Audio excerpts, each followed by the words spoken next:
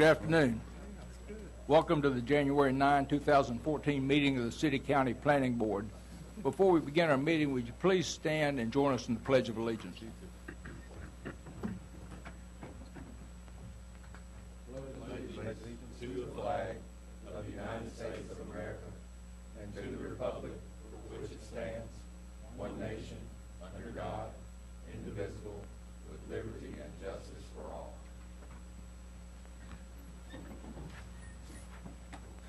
Thank you.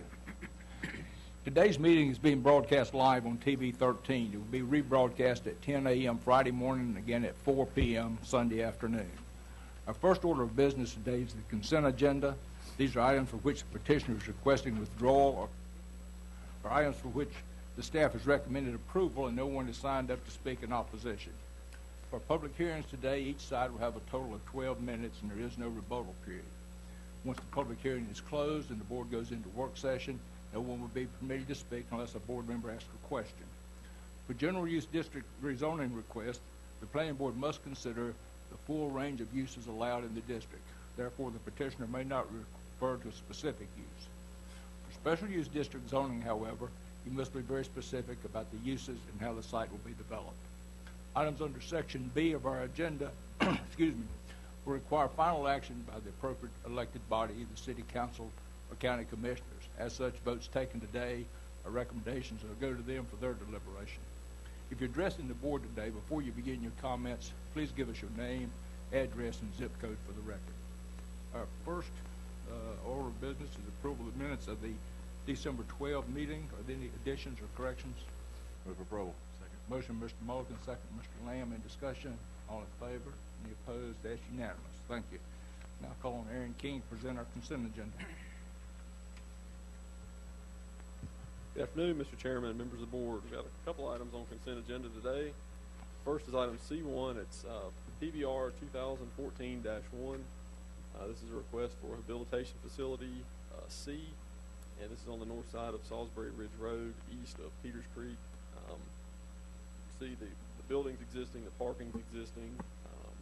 They're adding their 4,000 square feet of passive recreation area, which is an ordinance requirement. So they do meet minimum UDO standards, and planning staff recommend approval of this request. This is planning board review, so it's not a public hearing. So what are the wishes of the board? Move approval. Second. Motion, Mr. Lamb. Second, Mr. Mulligan. Any discussion? All in favor? Any opposed? That's unanimous. Thank you. The next item is item C2. It's PBR 2014-2. This is for LCID landfill. That's land clearing and inert debris landfill, 2 acres or less. To get you oriented, you can see Overdale Road, which is in the southern part of the city over here on the left-hand side of the screen. And you've got Gibbons Street. We can see where the arrow is pointing there. And then the 2-acre landfill itself is over here, where you can see the mouse where the cursor's at. Staff reviewed this, and it does meet minimum UDO requirements, and we do recommend approval of this. But just did want to mention just one issue that we have heard is access to this LCID. It's kind of hard to tell from this map, but Gibbons Street, from our records and from the city's records, is a public right-of-way, but it's not maintained by the city. It is to a certain point back, probably to this area right here. And from that point, the folks do have a drive leading back into the LCID. You do have some residences on this road that use this for access. Given that it is something that the city doesn't maintain, it really wasn't a position to ask for those improvements on that. Certainly if somebody wanted to bring that street up to city standards and meet city standards, it could be offered for acceptance to the city system. But just did want to mention that. I know we have somebody here that has voiced those concerns to staff. As we mentioned to him, this item after planning board will still have to go through the Board of Adjustment for a special use permit. That's a public hearing in front of that board, and they would certainly have the opportunity to voice those concerns to that board. But for the planning board review portion of it, staff does recommend approval. When will this planning board, Board of Adjustment hear this? Do you know the date? As far as I know, the application hasn't been made yet. There's still time to submit it for the February meeting, but it may be that they don't submit it till March or sometime thereafter. How would folks be notified? A sign? there'll be a sign posted, and all adjoining property owners will receive mailed notification. So the folks here are interested in that, and there are ways they can find out when that is. Correct. Okay. And just one quick addition, we did need to revise the condition of grading prior to grading permits. We had the sentence in there, driveway permit will likely require improvements to the roadway. We took that out. I mean, that'll be settled through the engineering department when they come in for driveway permit time. They'll be able to see what's needed and what's not. So we would recommend approval with that revised condition. Okay. Move approval with the revised condition. Second. Motion, Mr. Lamb, second, Mr. Mulligan. Any discussion? All in favor? Any opposed? That's unanimous. Thank you. Okay, the first public hearing item will be presented by Desmond Corley.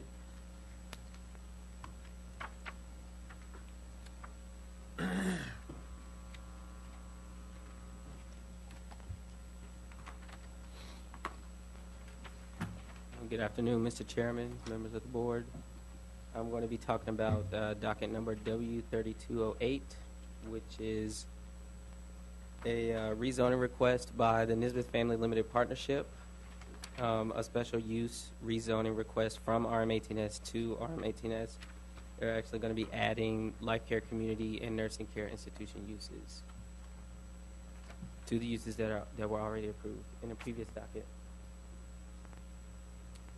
This is our spot map showing the location of the site.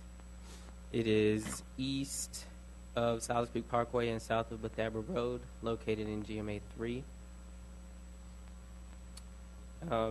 This shows zoning and building footprints of surrounding properties and a floodway. You can see that the site is currently undeveloped, but there is an apartment complex to the north and a retirement community to the east.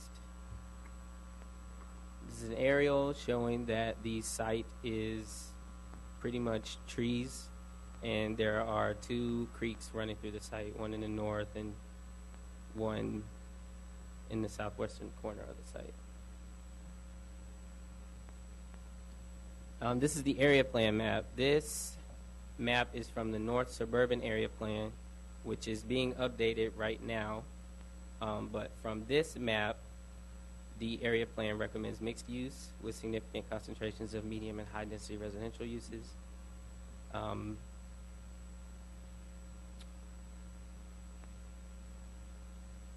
And a high density multifamily residential site plan was approved in 2007. The docket was W2956, and that site plan is in this presentation, so you'll be able to see it later. And we have some photos of the site. All of these photos are taken from the west side of Silas Creek Parkway, looking east at the site. This would be looking at the northern edge of the site. I'm not sure if you can see, but the apartment complex to the north is through the trees. This is more or less the center of the site, all trees. This is the proposed access point. And right now there's a gap in the median, but the site plan proposes a different left turn entry going south on South Street. And this would be the southern edge, still looking east at the site. This is a map from the Forsyth County Greenway Plan. Just so you all know, the Bethabra Trail does run through the site. It follows a portion of the western boundary and a portion of the northern boundary. And then we zoomed in. This is the more or less the portion. It's really small, but this is more or less the portion that runs through the site. And then here are some photos of the trail that runs through the site. This is at that corner just as it starts to turn to the east. And then there's an existing tunnel on the site that connects the trail to another part of the trail on the other side of Silas Creek Parkway.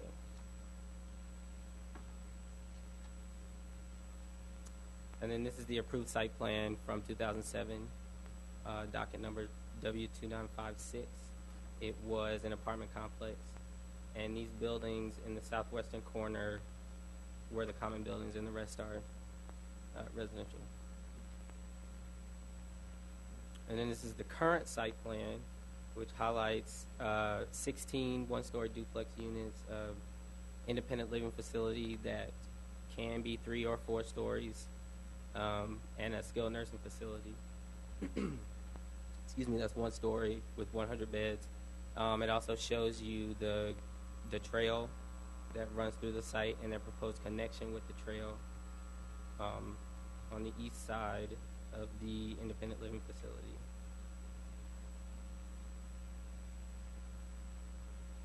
And these are elevations of the skilled nursing facility, which is the development closest to Solid Street Parkway. I believe the entrance to the facility is on the north side of the building, so the western facade faces Solid Street Parkway. And that elevation is at the bottom.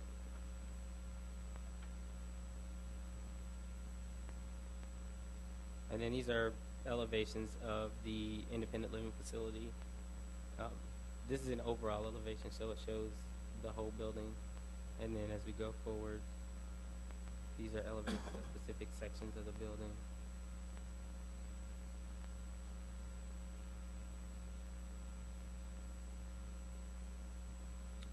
Our analysis, Legacy does support development that's compatible with surrounding multifamily residential uses. This proposed development would increase residential density in the Renolda Fairlawn Activity Center and the North Point Boulevard commercial area. This development does try to conserve land and work with the natural characteristics of the area.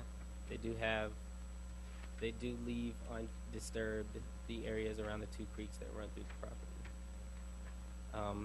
But our one concern was that proposed connections to the Betharbara Trail are limited.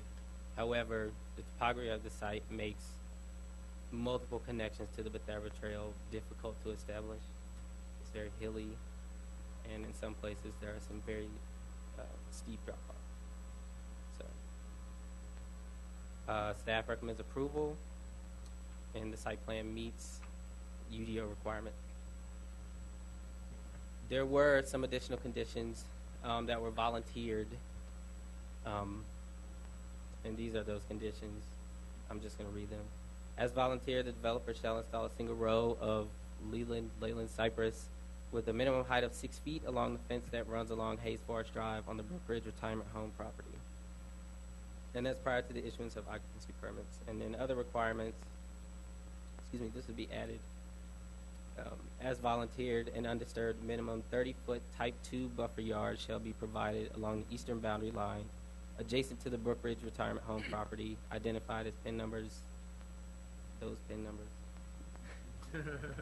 A portion of the volunteered undisturbed minimum 30-foot buffer yard may be disturbed along 2 PIN numbers in order to accommodate the construction of the public road. So, that's all I have. Okay, thank you. Any questions of staff at this time? One question, Desmond. When you noted that the proposed connections to the Betharbara Trail are limited, Mm-hmm. is that just a comment, or is there a requirement that there be more? Oh, that's just a comment. Okay, just making sure. Thanks. Any other questions of staff? Okay, signed up as proponent, Mr. Stimmel.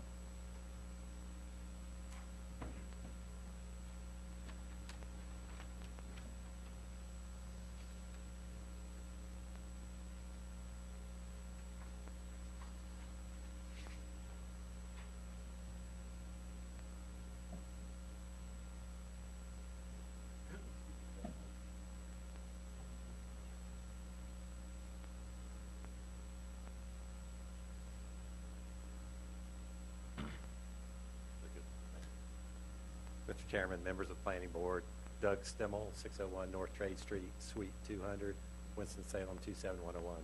Happy New Year. Good to see you. I'm going to be brief.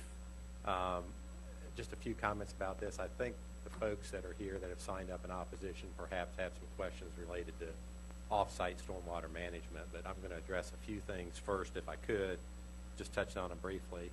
Just so everybody understands, the site was zoned for apartments in 2007. That developer did not proceed forward. We feel that this use for life care community and a nursing facility is much less intense than what is already approved on the property. So I'd like for you to please keep that in mind.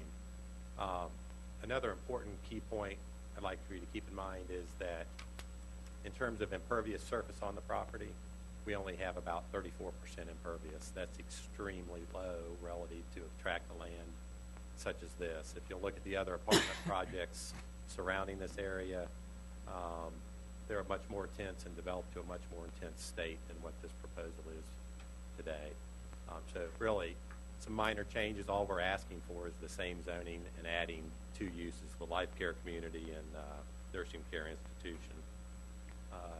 One other significant thing to note is traffic is significantly reduced. I think the plan that is already approved allows approximately 2,300 trips per day on the major corridor. This is less than 1,000, so it's less than half of the amount of the traffic that's already approved on the property. Another thing is we're significantly further away from the edges and the property lines, certainly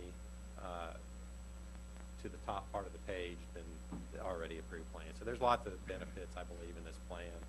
Retirement community use is a very good use for this property.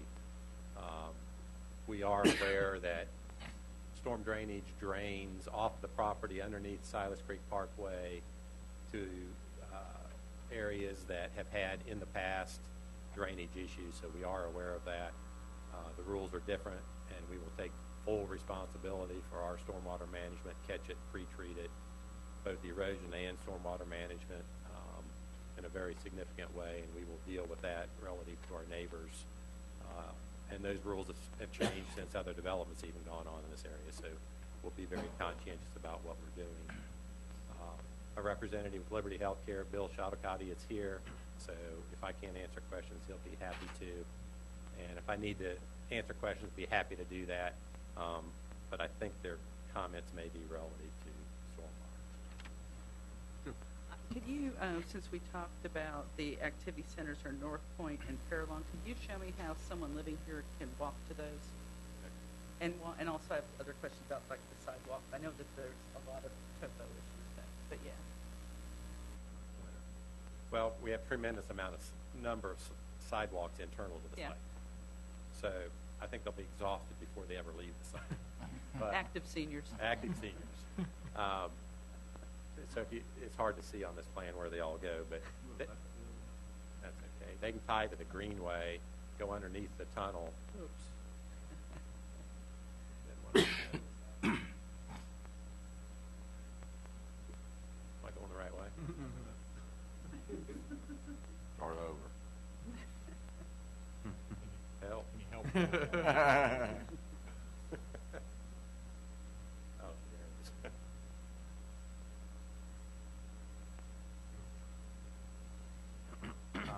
Along Silas Creek Parkway, there's a 150-foot right-of-way there, and that edge is so steep going down to it that you can't even fit in a Can you sidewalk. kind of show what the, I'm sorry, I'm geographically challenged. Okay, here's Silas Creek Parkway all along here. So along this edge, it's extremely steep other than right here. There's nobody to connect to on this side, and there's nobody to connect to on this side. So but we have sidewalks on all internally along all of the roads, and when this internal public road connects right here, this will eventually connect to another public road that'll go on through. So there'll be several more miles worth of internal roads to connect to and walk to. But that may not answer your question. But there's also the tunnel underneath, which is right here. And where does that ties to the greenway? You can go that direction. But in terms of getting to North Point, You have to drive. you might as well drive. There's not, I don't know of any sidewalks at North Point on any four sides of the intersection. I don't think there are any. I stand corrected. Are there any up there?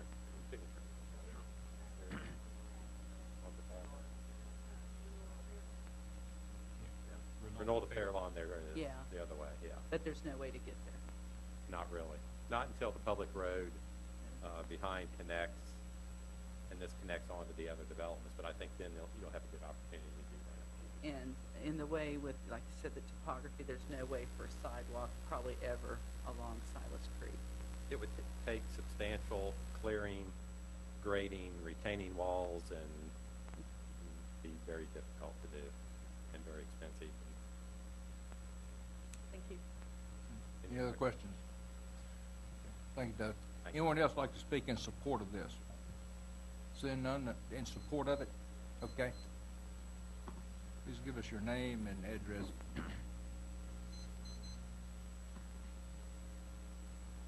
I'm Ann Heller. My address is 1125 Edgebrook Drive, Winston-Salem, 27106. I'm a neighbor across the way. I got a letter because I'm within 500 feet. I do like the idea of this kind of development in the area. It's more competition with Baptist Retirement Home and Salem Town that are right in our part of the city, having that kind of thing. I do have some questions.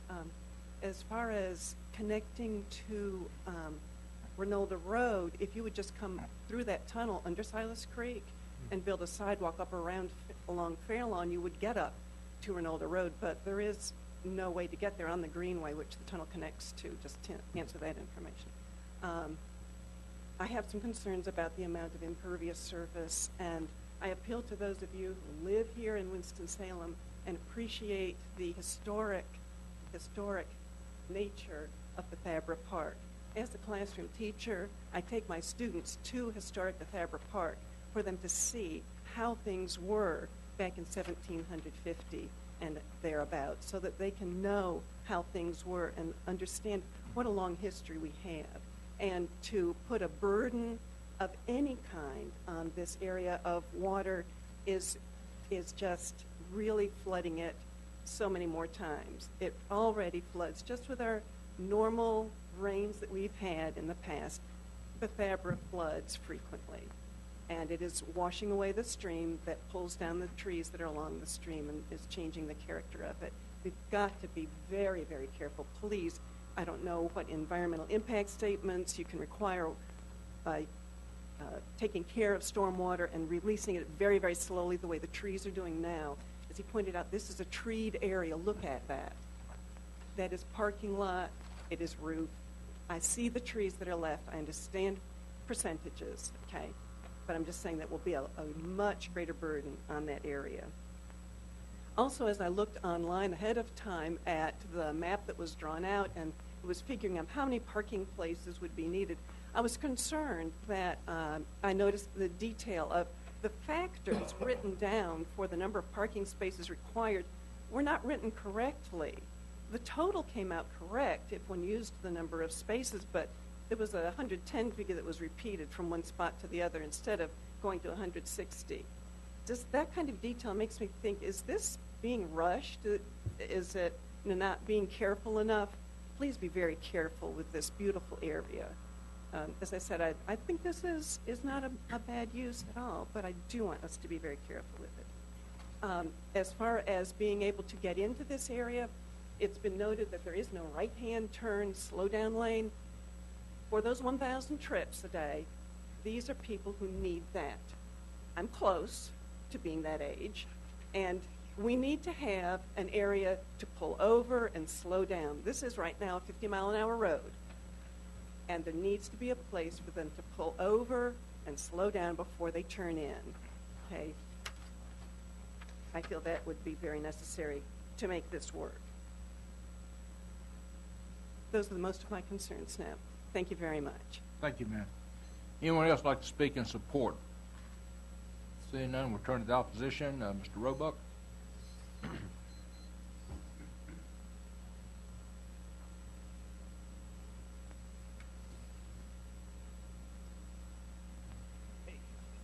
I'm Mac Roebuck.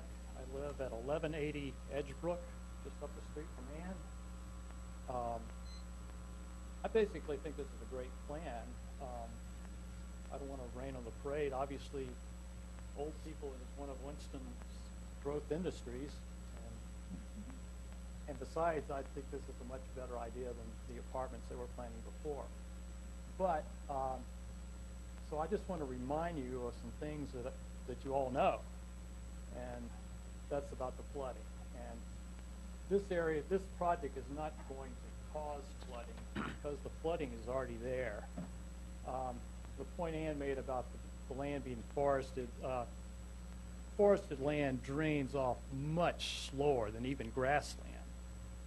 And so anything that's done here is going to speed up runoff. That is just a given. So I'm just concerned, I know they're going to have catch basins, but I'm just concerned the catch basins really need to be very good because there's already a problem. And so you need to protect not only the people downstream, but protect the city. This is costing the city. The Thabra floods, it may go 2 or 3 years and not flood, and it may flood 2 or 3 times in a summer. And every time it does, they've got to pull out the equipment, dig up all the silt that's washed up on the paths. But the other thing you need to protect is the Nisbeth family themselves, because right across Silas Creek Parkway, there's a house on Edgebrook that currently gets flooded because of a undersized conduit just downstream going into the condos. I believe it's called Hickory Glen. It's a private road. There's an undersized conduit there. And this was fine for a good 20 years, but as things upstream were paved over and the runoff got faster, it's now a problem and it floods its house. And the city is trying to compromise a deal here, and it's going to cost the city some money. And supposedly it was going to be taken care of this past March, but there was some fallout from the neighborhood, from some of the neighbors, and it was not accomplished. But anyway, I think the Nisbeth family, and I've talked to the architect earlier, should be aware of this problem because they could be stepping into something because it's already flooding. And as soon as they start construction and that red silt off their property is in his house, they could be liable for some kind of legal action as well, even though they didn't cause the problem, but they will be making it worse. So you need to protect them as well as the people downstream and as well as the city. And like I said, I know you're all aware of the flooding, but it just seems that it's so many times it's easy to say, yes, we're aware of the flooding, but you got to follow through. This is something that's going to take more than the planning board, all the way through the inspection process. I mean, I know when they start the construction, they'll put up silt fences and all that, but I also know that after a lot of rain, silt fences get full, lagoons get full, and the water's running over, and it's as if there isn't anything there at all. So it's got to be an ongoing thing. We've got a real problem downstream, and if you have 2 or 3 years where it doesn't rain hard, it's easy to forget it. But then when it does, and it's on downstream as well, the apartments there on Bethania Station, anytime there's more water coming from our way, that's going to cause that water to slow down. Already 1 or 2 of those apartments have had to been destroyed because they kept flooding all the time. So just keep that in mind. What I'd like to see is just beyond the usual catch basins that are very effective, not just minimal standard, because there already is a problem, and this is going to cause more runoff. It's going to be faster runoff. So that's my concern. Okay? Thank you, sir. Mr. Wilson?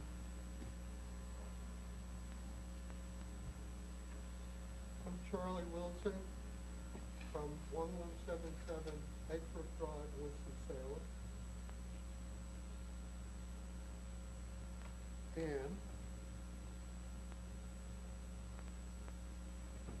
do I move to what does our side move forward for this?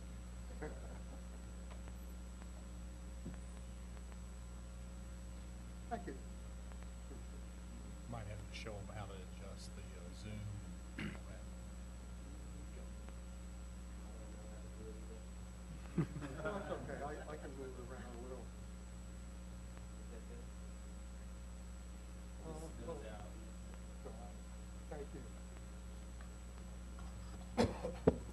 Thank you. In the plan, there's a proposed SWM device, stormwater management. Of course, the approximate size and location to be determined during final engineering. The board recommended conditions of approval prior to issuance of grading permits Developer shall have a stormwater management study submitted for review by the Public Works Department of the City of Winston-Salem. Second sentence, if required, an engineered stormwater management plan shall be submitted and approved by the Public Works Department. And it goes on with other conditions. Now, I request that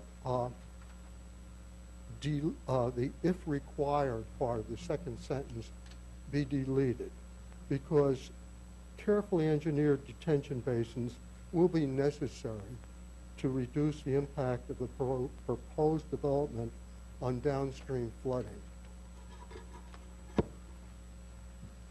In addition, on the analysis of site access and transportation information, it notes there are no sidewalks in the immediate vicinity. Well, actually, there are nearby sidewalks.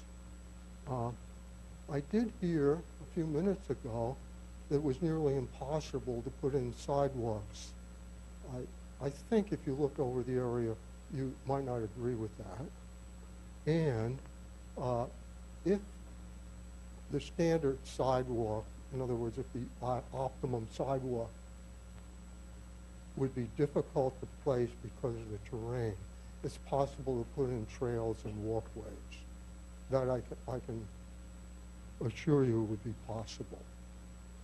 And some of us actually host trails, some of us maintain trails, and many of us use trails because we feel it's good for our health and the health of others if we walk, and it's good for the environment. So I request that the applicant add dedicated trails or walkways between the existing trail and Liberty Commons Road on both the east and west edges of the track. Now, of course, the existing trail, you might could see,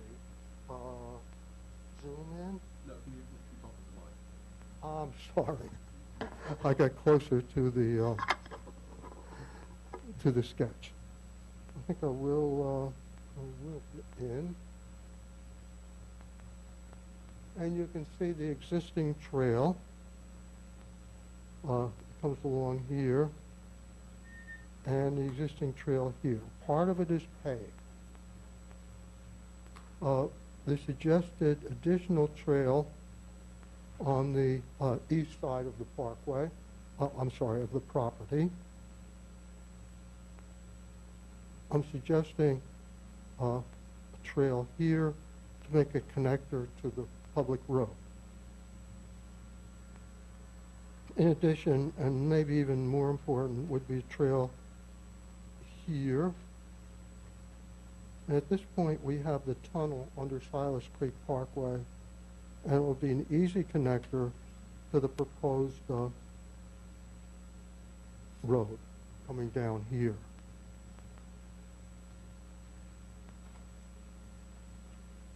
As for the water flow, this shows a tributary of Menorcas Creek, and this another tributary of Menorcas Creek. On some maps, they are identified as Menorcas Creek.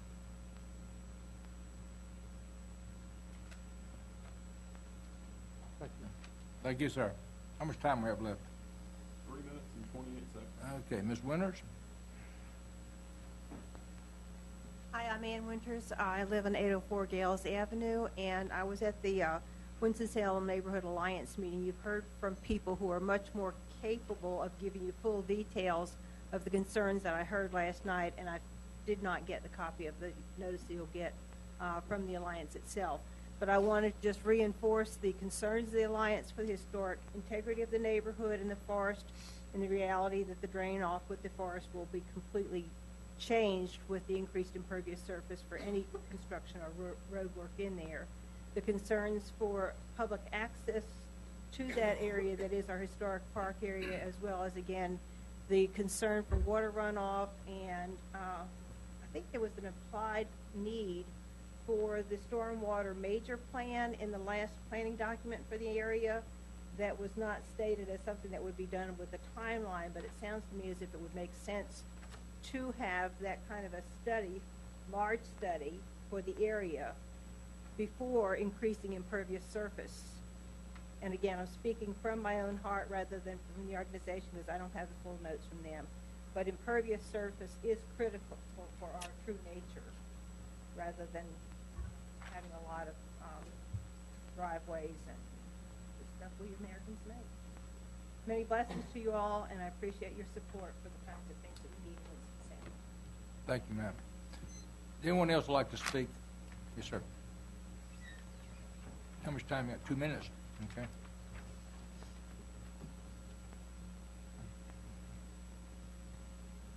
My name is Steve Eller.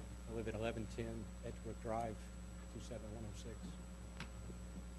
My house that is flooded. My house is flooded 3 times in the last 3 years. I've lived there 20 years. And over the course of time, as properties have been developed south of my house on the other side of Silas Creek Parkway, the runoff has increased. The past 3 years, the first flood, I had 2 feet of water in my home.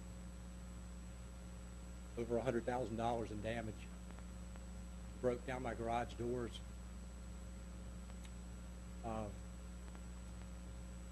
I can empathize with the people that I hear about that their homes have flooded in other parts of the country. It's not fun. It's not fun to try to rebuild from that and have it happen again. I'm at the point where I have gone to a fabricator and had barriers built 2 feet tall and drilled holes in the side of my home, and I've covered both my garage doors and my den door.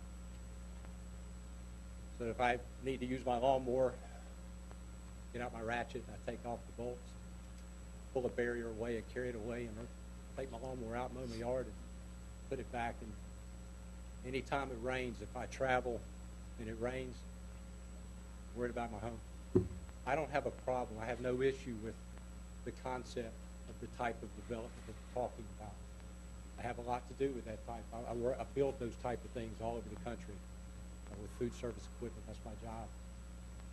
No issue with that. But as that area gets to be developed and there's more and more runoff, I just urge the city, please consider getting to the root of this problem, fixing the culverts that serve that area, and there wouldn't be any issue with what they're trying to build.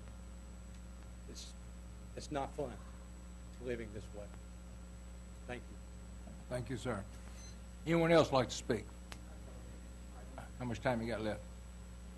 5 seconds. That's okay.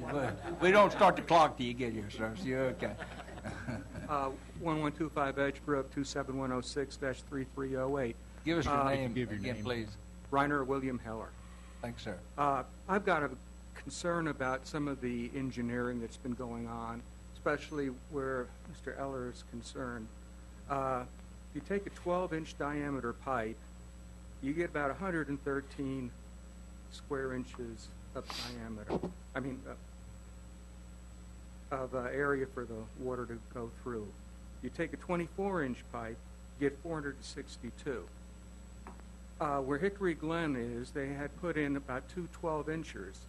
That handles half of what one 24-inch pipe handles. And this is the type of problem that we're dealing with. People are not thinking about it, and they're just going half-cocked. We've got a couple more minutes yet. If not, I'll just shut up. Go ahead. Okay, a number of years ago, there was an article in the Winston-Salem Journal about radioactive medical waste being dumped in this quadrant. I'd like to know, has this problem ever been resolved? Or was this just a rumor, but it was in the paper? Has also that area scheduled for development been surveyed for underground storage tanks or abandoned dump sites? Lots of people had oil heat. Lots of people were dumping in the area when there wasn't trash collection. I'd hate to see someone get into an area and then uncover nasty stuff. Before Edgebrook Drive was developed, the Fabra Wagon Road ran along the southwest side of my property. There was a shallow well that was used by travelers. after the water and sewer lines were installed, the water flow disappeared. Has any consideration been done to when we're doing all this handling and water abatement that the upper surface water flow is kind of maintained the way it is so we don't start changing things? What happens when the water starts to move to different areas is you can get into someone else's, and there are underground oil storage tanks in this area. You can start rusting out some poor guy's oil storage tank. This area has also been noted for radon. This is a Pacalay rheon soil type, and anything can happen, red clay to hard rock. And radon is not a good thing. If we start moving this amount of dirt, maybe these older people will be subjected to radon in their last years of their life. I've also headed the 2 Eagle projects through the Bethabara Park Mill Creek Trail, and I've got real strong concern about handling the water properly. If you have gone down into that place, I've canoed it and taken pictures up, and it's helped Dr. Meyer, the former director of Bethabara Park, get funding so that we can preserve this beautiful heritage. I'd like to thank you for your time, and have a good evening. Thanks, sir. We have exceeded the time. I'm going to declare the public hearing closed. Mr. Stimmel, would you like to comment on these stormwater issues, or anything you'd like to say?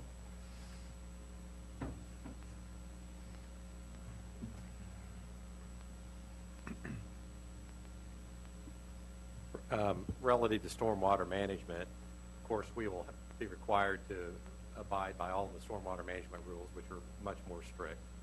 There's obviously existing problems which we can't do a lot about, but we want to make sure we don't contribute to the problem. And I think the laws and the rules, the way they're written with stormwater management and our design, you saw we were catching all of the stormwater, treating it, releasing it at a slower rate, that we will take care of our share of the issues and the problems. And I think we can take care of that part of it and try to be a good neighbor. And I think this is less intense than what's already approved on this property today. Would you care to comment about the request for additional trails or not?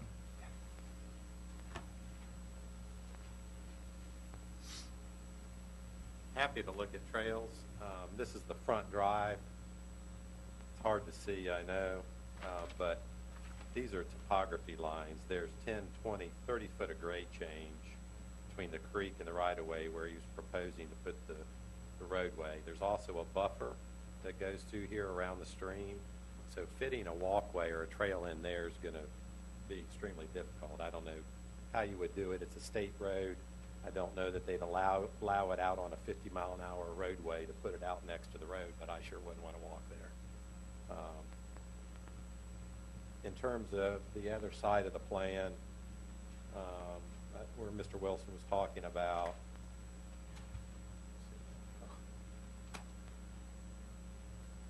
he was talking about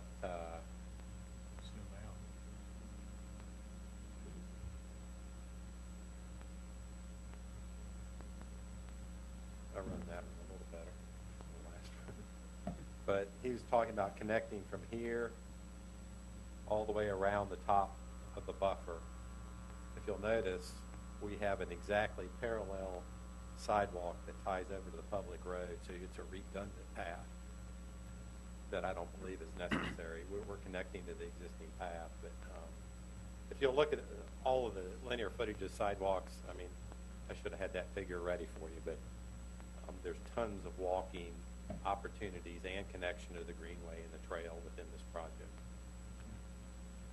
Thanks, sir.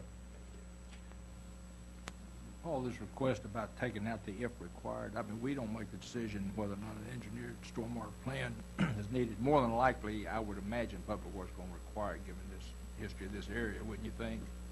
I suspect so, particularly since the standards for stormwater management have changed since the plan of record was done in the last part of last decade there.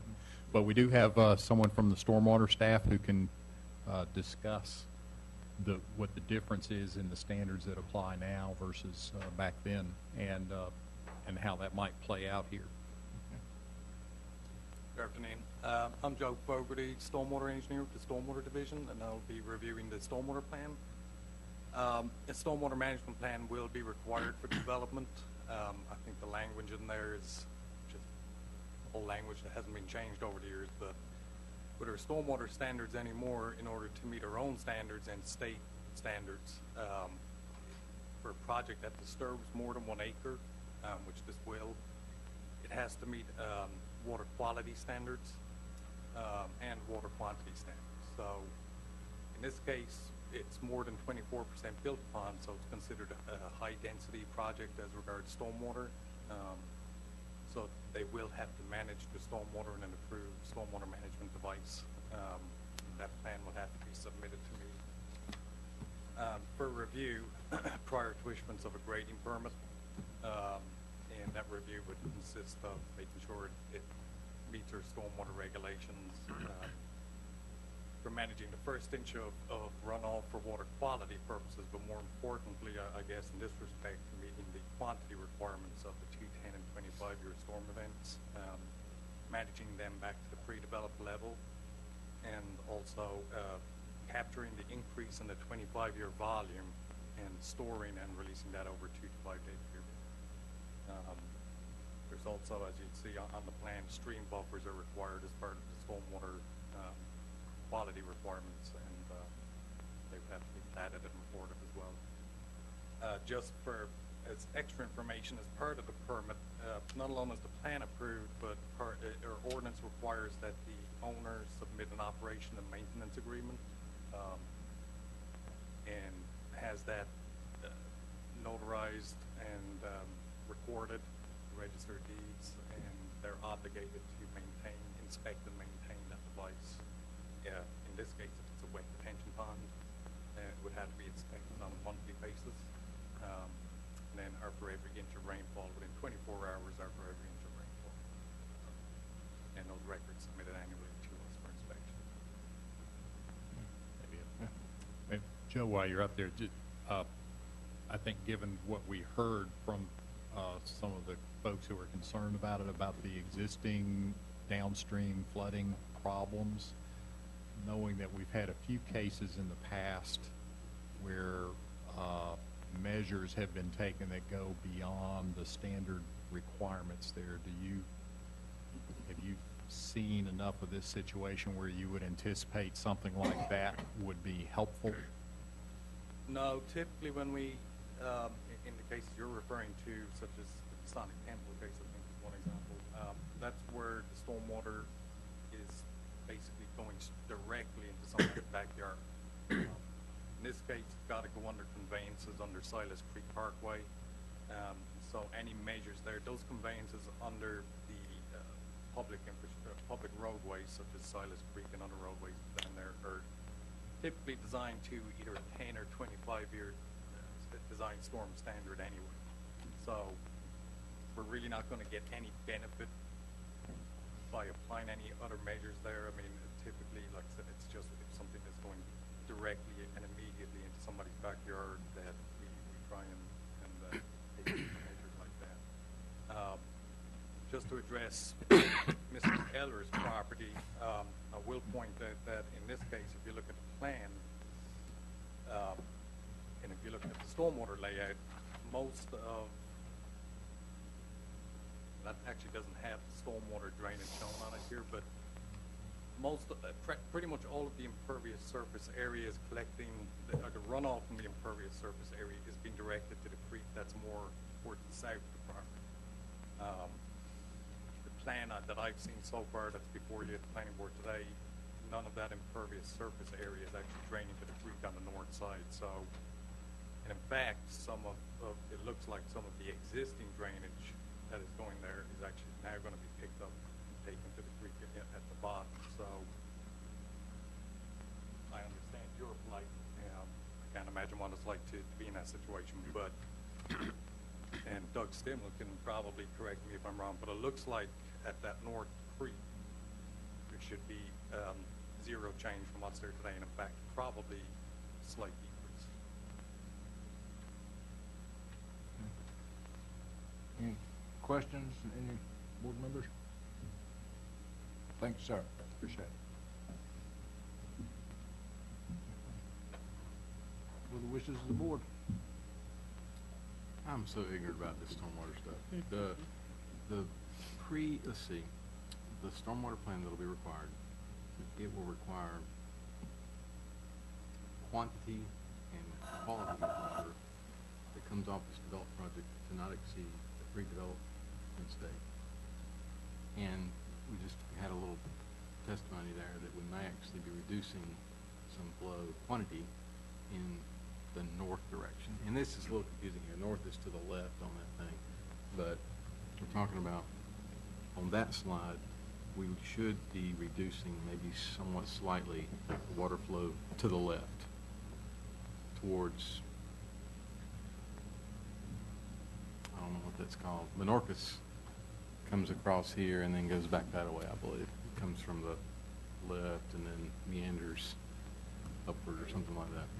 But anyway, is that correct? Is the way I understand the stormwater plan and the devices that the design of the system they're going to design, that's going to be required on this project, is going to make certain that the quantity and quality of the post-development project is no worse than what the undeveloped state of the land is. You got to look at it in two separate parts. Water quality requirements are, we're getting into technical terms here, but the total suspended solids is what our ordinance is geared at, and we have to remove 85, or they have to remove 85% of the total suspended solids for the first inch of runoff. So that's our quality standard that we apply and that they've got to meet in their water quantity BMP. As regards to water quantity BMP, yeah, they have to, the runoff, they'll analyze the site, and that the runoff from the entire site in the pre-developed situation has to be, in the post-developed stage, has to be brought back to that pre-developed rate for the 2, 10, and 25-year storm events of minimum 6-hour duration. And 25-year volume increase has to be managed as well. So however way they do that, there's a number of options for them to, when it comes to stormwater management, about what type of BMPs. It looks from what they're showing on the plan there that they're going with a wet detention pond to get all of that stormwater management criteria managed in that one device.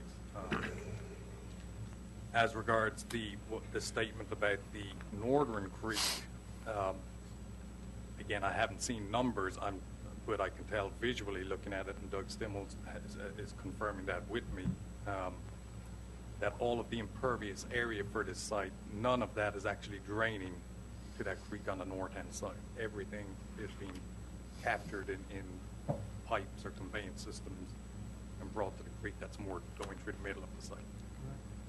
But even at that, at that point where the stormwater leaves the site, it will have to match the pre-developed rate for the 2, 10, and 25-year storm events. Anything above that, you got to put a standard at some point, and that's where it is currently in the ordinance, 25-year. So I hope we're not going to have a test on this. Yeah, I know. Applies. But our regs are there, and we spend a lot of money. I know, and but the thing I keep thinking is, I appreciate, but that's the reason that these go to stormwater studies after this is approved. I can't sit here as a planning board member and listen to Joe. I appreciate what Joe's saying. I appreciate what other people, but I don't think this is our charge. I don't think it's our charge to do stormwater plans at a planning board meeting. And I understand the situation that's been brought up, and I understand why we're talking about it. But I think as a planning board, we're here to look at this plan as what's being proposed and see if it fits in with what we think we need to go with it. Like I say, I appreciate everything. I really do. But I don't feel qualified to make a stormwater decision. So But I will go ahead I'm sorry, I didn't mean to interrupt you. I do feel like it's a good plan. I think that, what's being proposed is a lot more intense than was there. The apartments that were there before were, I don't know, but I'm looking at this plan, I looked at the apartments, whatever. I know this is a lot less intense, and that was approved. Now, that doesn't make it wrong or right, but it was approved. And, if you just look at the sidewalks that are, and like I say, if you look at what they've got in there, there's a lot more sidewalks than just running them down the road. They got a lot more linear footage of sidewalks curving through there, and therefore a lot more walking, places to go. As been mentioned, there's nothing on each side of it for them to really go to. They can go through the tunnel, and I don't know where that leads out to, but that goes A longer off of walk. Yeah, longer walk. But that gets them off of this property, so that's not our worryation. And like I said, back to the stormwater, there's going to be a stormwater regulation. I have been somewhat involved in stormwater, but nothing to this entail or detail or whatever. But I know that stormwater there's some strict regulations, and Joe, you just said that they've even stiffened some of those up within the past. The current stormwater ordinance came into effect in September of 2008, which, it's more stringent than what Right. in there in the past. I've been around long enough to remember when stormwater first started, and basically it was a pond, and we didn't know at that time when that came out who was even going to look after that little pond, and it was a lot of work. So I appreciate what you all have done in the past on that. They've also offered more buffers. They've tried to be a good neighbor here, I think, as far as and there's things that they're doing here that they didn't really have to, but they're offering to do it, and that just shows me that they're wanting to do what's right. I agree with the plan as far as what's being proposed. Apartments are nice or whatever, but I think this is a lot less intense, especially with traffic. I think it was maybe said it would be like half the traffic that was, would be if it were apartments, is what I'm trying to say. I just think overall it's a good plan. Like I say, the stormwater, I don't feel qualified to talk about that because I'm going to turn that over to Joe and let Joe make that qualification. And Joe's not going to let them get off real easy. I'm saying that. I'm pointing at Joe because Joe's representing stormwater. But no pun intended. But I really do. I think it's a good plan, and I move that we approve it. Second. Motion by Mr. Mulligan, second Mr. Lamb. In discussion? I just have a couple of comments. I think it's a good plan, too. I think, though, that how we develop in our community really defines who we are and who we want to be in the future. And I'm not saying where we are right now is this is acceptable to us. And I look forward to the day when we look at this and make sure that we transport people on foot as much as we make an effort to make sure we get them there by car. And a lot of people who live here may not be able to drive. I'm sure you'll have shuttles to take people to the Food Lion and the Lowe's or all these stores. But part of that is incorporating it into activities of daily living and not having shuttles. As a community, we're just not there. I wish we were there. We're not there. The places I like to visit and go to are places that have that. And I think it's something we really need to strive for. It would be difficult. I recognize that. I do like the idea. I agree it's about 34% impervious surface. It could be 80%. So I appreciate that it is lower, it has less of that. I'm real curious, though, with our area plan process that this called for high-density multifamily. Did I get that right? And where is stormwater? Where does all this play in our area plans? Is this the right kind of development for this site, looking at our community long term? And I don't know, that's just a question I have. If we have areas that are sensitive in a treasure like Bethabara, how do we protect it in our plans, and how do we look at that? So, like I said, there are things I wish we had as a community that I just don't think were there. I'm going to support it, and but I think we should always strive to do better and think to the future, because we want this to be a place for people to come to because of the great things we have, but we have to make it great with the decisions we make. Thank you, ma'am. Any other comments? We have a motion for approval. All in favor? Any opposed? Mr. Lyons opposed. Okay, it passes. Thank you.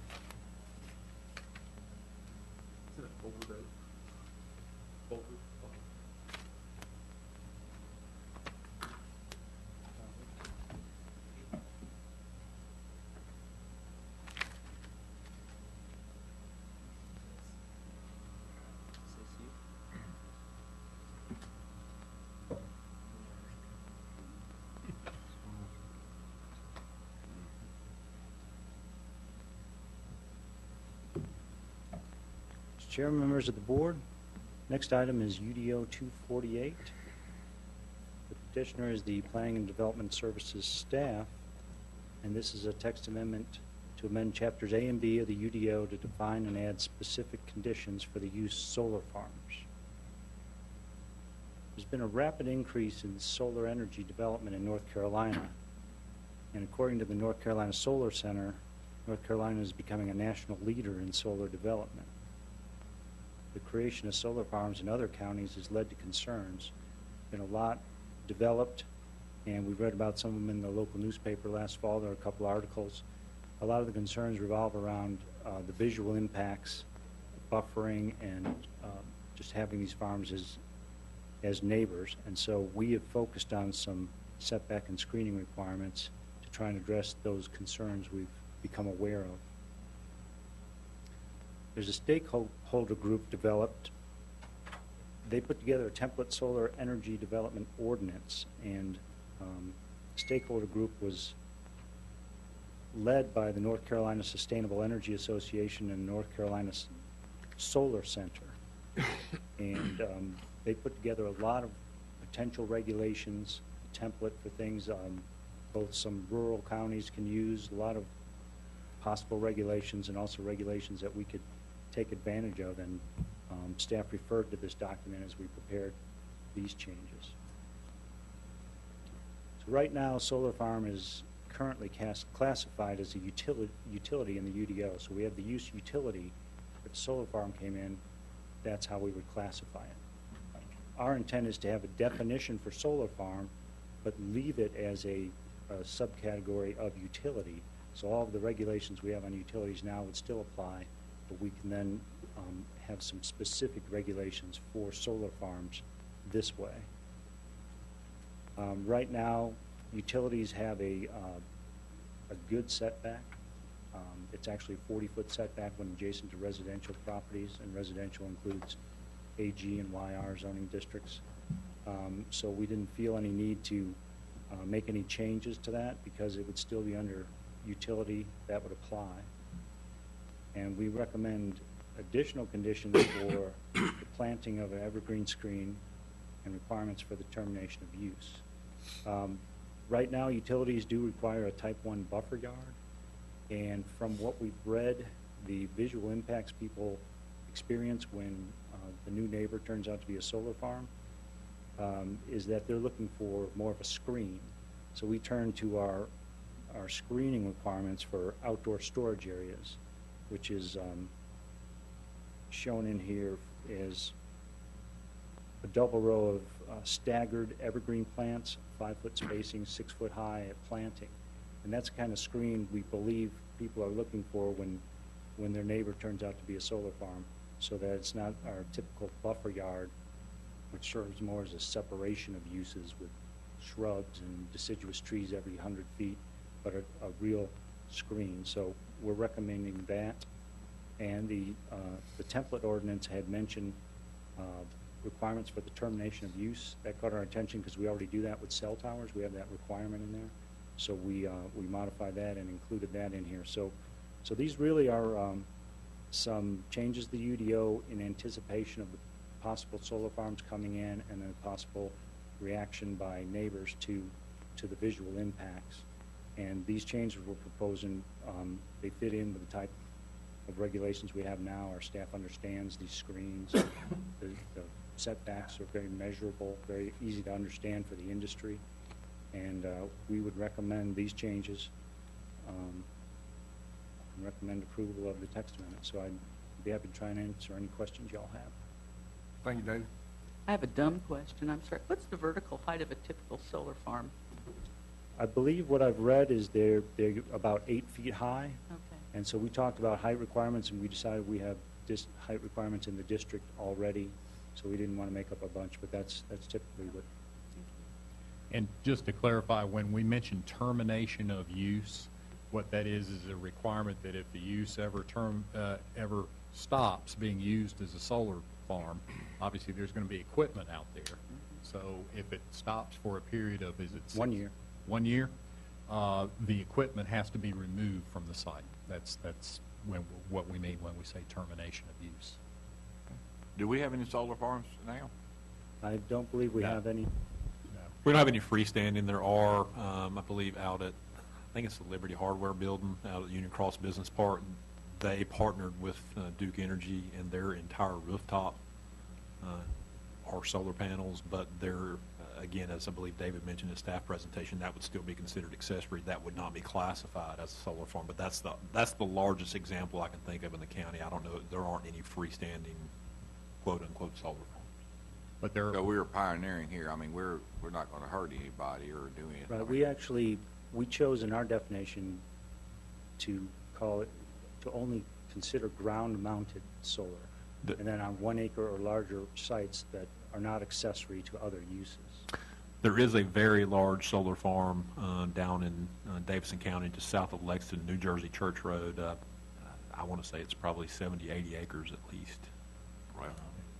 Yeah, there have been several counties in North Carolina where these solar farms have gotten started up, and just following the news articles, there have been some controversies with those. So what we're trying to do is be proactive and get out in front of this and try to figure out what is the most objectionable impact and how can we mitigate that.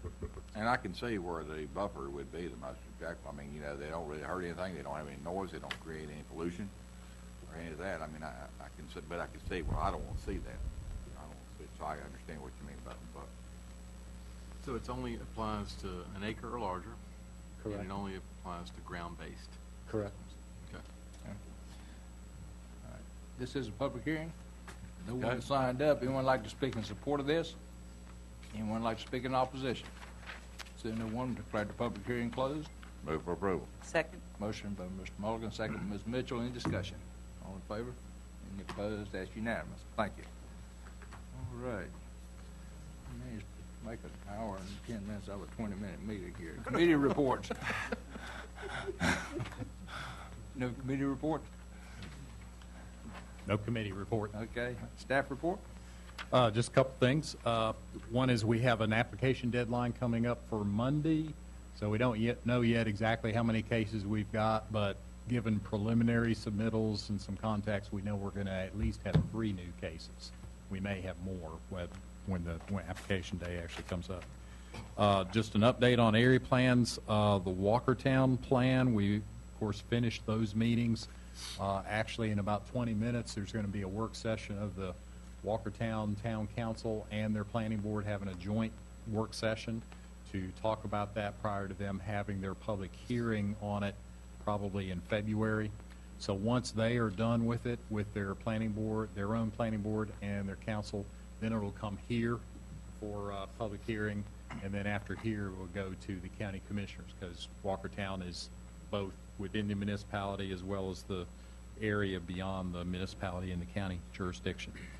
North Suburban Plan, we are heading toward our final community meeting on, I believe it's going to be February 6th, so probably in late February we'll be giving you a briefing on that plan. And then the South Central plan is getting ready to kick off. I believe February 4th is going to be the initial kickoff meeting on that, but there will be some more publicity coming out on that shortly. And so with that, that is staff report. Okay. Anything for the good of the order? Any board members? Mr. Mulligan, would you like to? Yeah, I'd like to wish everyone a happy new year and make a motion to adjourn. Is there a second? Second. All in favor? Aye. We're adjourned. 26.